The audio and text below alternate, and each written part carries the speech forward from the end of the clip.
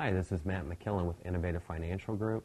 I had a question posed today. Are there instant approval loans out there for people that have bad credit?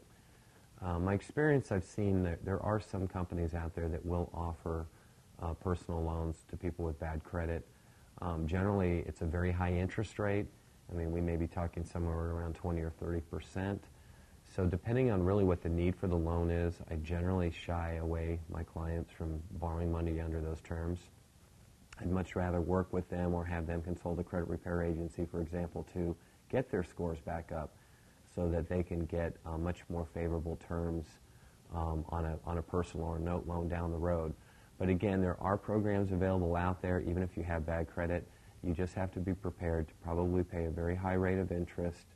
Probably not a very large loan amount would be available, but if it also helps you rebuild your credit, that may also help increase your score to get a better loan down the road.